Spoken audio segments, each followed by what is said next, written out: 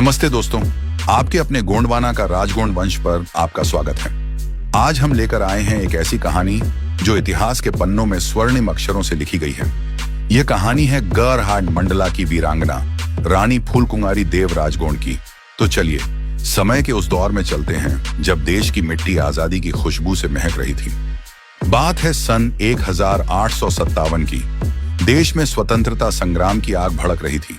गढ़मंडला के गोंड राजा शंकर शाही देशी जबलपुर महाकौशल गोंडवाना के राजाओं और जमींदारों को जोड़ने में जुटे थे, लेकिन इस आग को और तेज करने वाली थीं उनकी वीर क्षत्राणी पत्नी रानी फूलकुंवारी देव।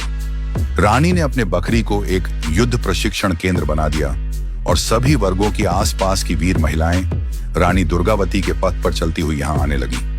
रानी उन्हें घुड़सवारी, तलवारबाजी, गोरिल्ला युद्ध और सटीक धनुष्वान की कला सिखाती थी।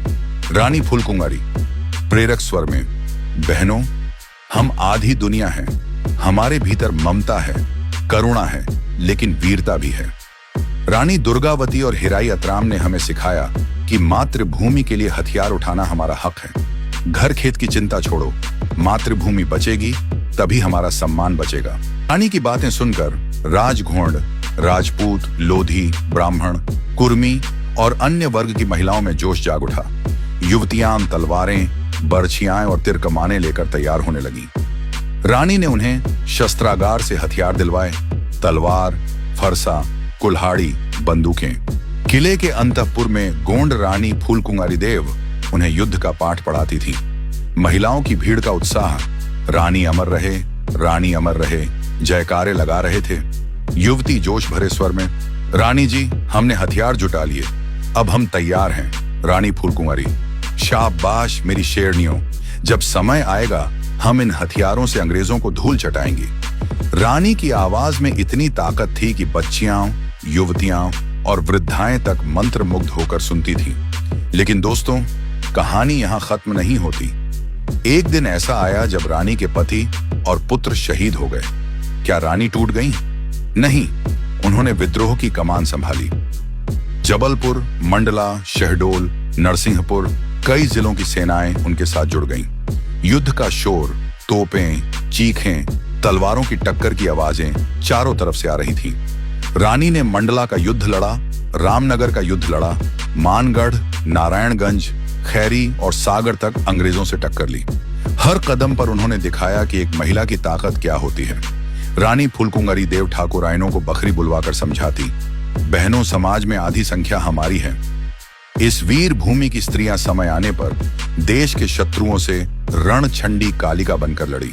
स्त्री में ममता, वात्सल्य, स्नेह, दुलार, करुणा, आशीष और सेवा के गुण विद्यमान हैं। प्राचीन नारियां विदुषी और धर्मनिष्ठ होने के साथ साथ शूरवीर भी थीं।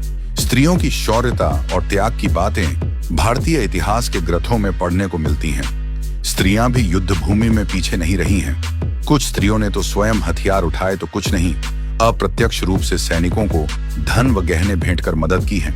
रानी फूलकुंवारी देव वीरांगना, चांदा की राजमाता हिराई अतराम, गोंडवाना की राजमाता रानी दुर्गावती आदि वीरांगनाओं की शौर्य गाथा बताकर ठाकुरायनों से कहती थी, जिस प्रकार इन वीरांगनाओं ने अपने स्वाभिमान की रक्षा करने के लिए हथियार उठाए थे, वैसे ही तुम्हें हथियार उठाना होगा।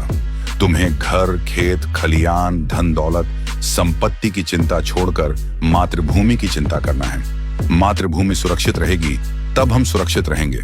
रानी ने उन्हें भारत की महान वीरांगनाओं, बलिदान और त्याग बताकर उनका अनुसरण करने को कहती थी।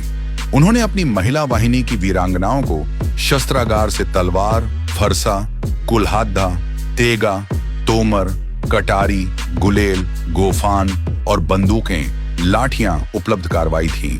रानी के निर्देशन में स्त्रियां किले अंतःपुर में इकट्ठी होती थीं।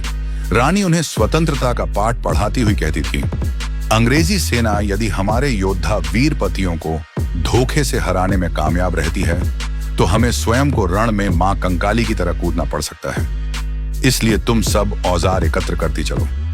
युवतियों में उत्साह था।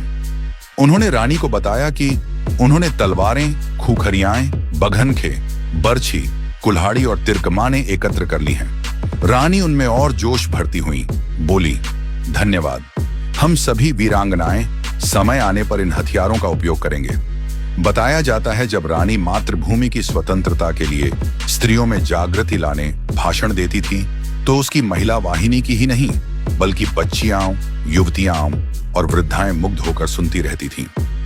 स्वतंत्रता समर में वीरांगना गोंड रानी फुलकुंवरी देव अपने पति और पुत्र की शहादत के बाद वीरांगना रानी फुलकुंवरी देव जबलपुर और मंडला जिले में विद्रोह का नेतृत्व करने लगी थी। उसके सहयोग में जबलपुर, मंडला, शहडोल तीनों अविभाजित जिले, नरसिंहपुर, दमोह, सिवनी आदि जिलों के ताल्लुकेदारों की सेनाएं लड़ रही थीं। रानी ने ब्रिटिश सेना से मंडला का युद्ध, रामनगर का युद्ध, मानगर का युद्ध, नारायणगंज का युद्ध, खैरी का युद्ध, सागर नर्मदा तट का गांव का युद्ध लड़ा था। वह 20 मार्च 1858 को शहीद हुई थी।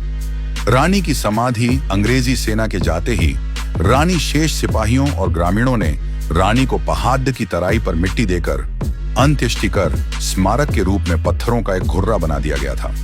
रानी फूलकुंवरी देव की शौर्य गाथा जन जन में व्याप्त थी। कालांतर में सागर गांव के दक्षिण में नर्मदा तट पर जहां वीरांगना रानी फूलकुंवरी देव शहीद हुई थी, वहां गांव बसाकर फूलसागर नाम दे दिया गया था।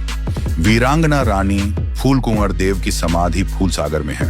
रानी की याद में महाविद्यालय का नाम वीरांगना रानी फूलकुंवर देव के नाम पर जबलपुर में फूलसागर जलाशय है। मंडला नगर के पॉलिटेक्निक महाविद्यालय का नाम रानी फूलकुंवर रखा गया है। बस इतनी सी कहानी थी आज के लिए।